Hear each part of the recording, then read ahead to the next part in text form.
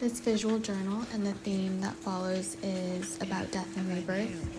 The undertone of death, when we look at it as something dying internally inside of you, whether it's an attachment, an identity, etc., it's the inevitable natural cycle of mind, body, spirit growth.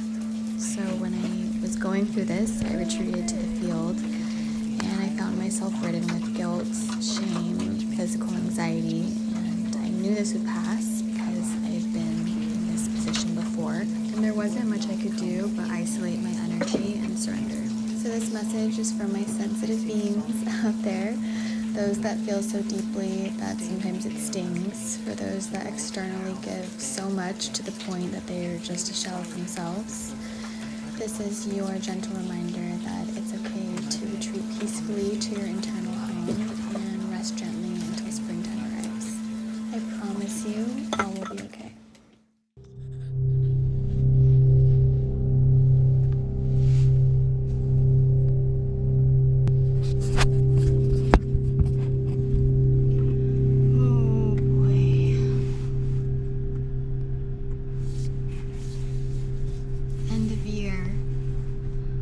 Last year, I produced only one personal video. This year, I'm on to 3, so we're doing better. Hopefully, more next year.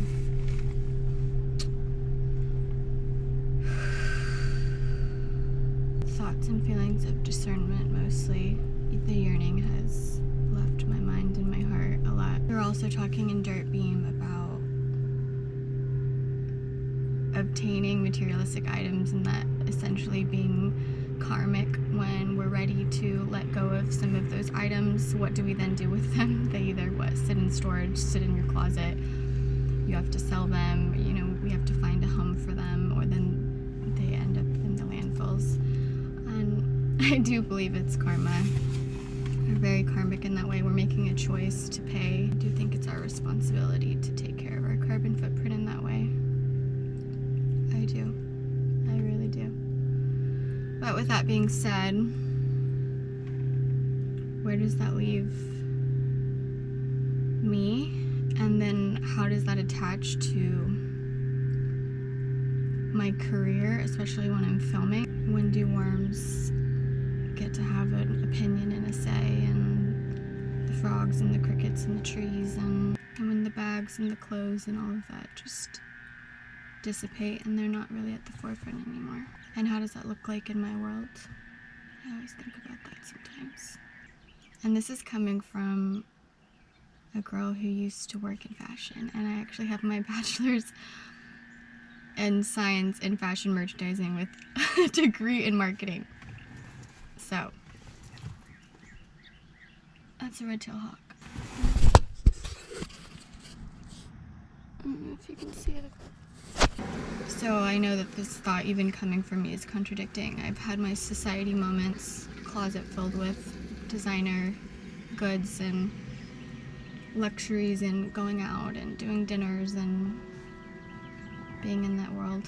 So I'm coming from both parts of it. It's an unpopular opinion, but I think it's one to be discussed, at least within our own personal practices. Asking yourself, because we recently went through a flood and we had to take what was, well, thank God we were able to prepare and plan about what we wanted to take with us. And the first thing I took was my dogs. I made sure my family was okay, and then of course it was the gear, waterproof gear, and food, and then it was the files, the family files, and then my digital archive, which is, my laptop and all my tech stuff. So that was it. So what am I doing with a closet full of clothes if those were my necessities that I could fit in 2 backpacks on my back, and everything else that I had and that I loved around me were there? It's something to think about. The birds are doing their thing. If Melissa were here, she'd be making fun of me for crying. Sometimes being a sensitive being is actually crazy. You just start crying at random moments because you see birds flying.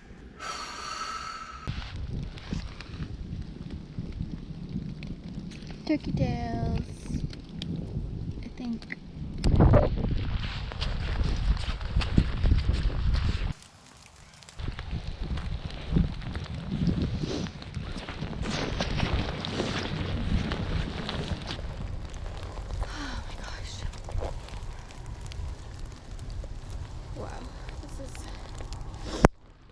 What I do to my things.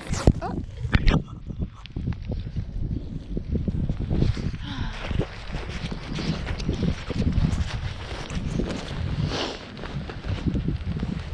Oh, this is so cool. I am going through a really intense time right now. Laughing through the pain, because what else can you do? I'm sending a lot of love to you guys, and I hope you guys stay sane. Okay, let's kick rocks. I have work to do. I have projects to fucking finish. It's not the time to have a mental breakdown right now.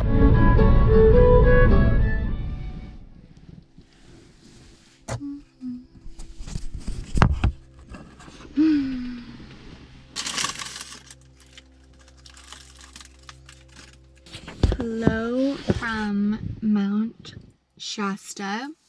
Melissa came to visit and she's off doing an excursion. She wanted to get a shot of, or a close-up shot of Mount Shasta, and I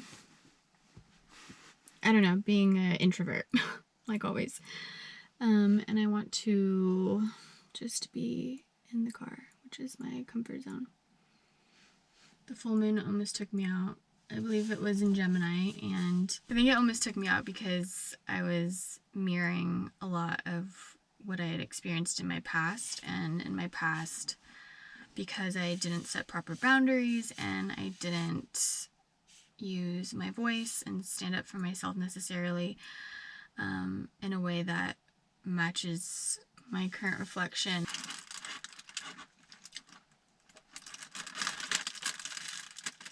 What do you guys personally think about people coming into your lives? The signposts and everything appear when that person's energy comes up, and it almost feels Kismet.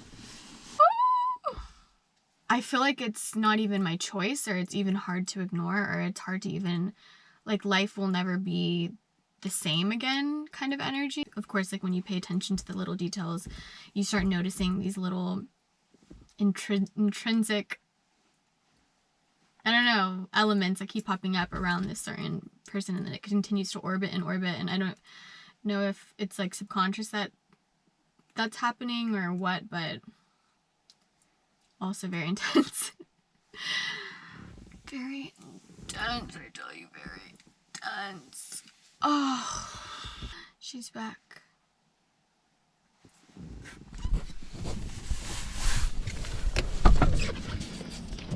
I was vlogging.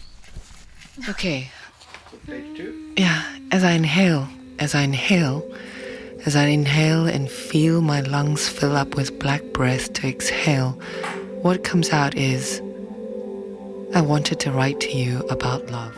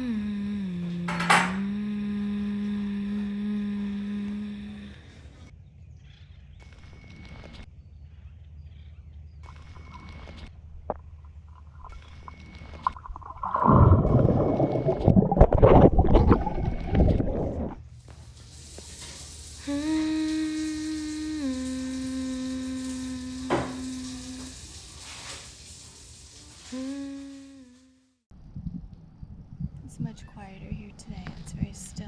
All the ants and birds and insects coming back from a very rainy last couple weeks. And so it's just filled with sounds and movement. So it's busy but calm at the same time.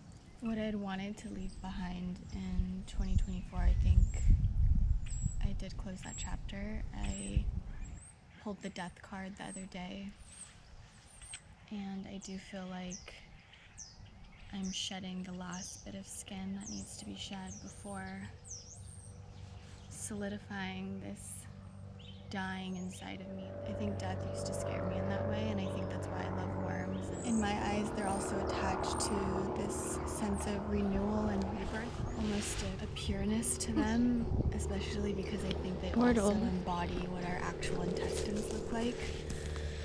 And I do think they get a bad rap, so I think that's why I find them so fascinating.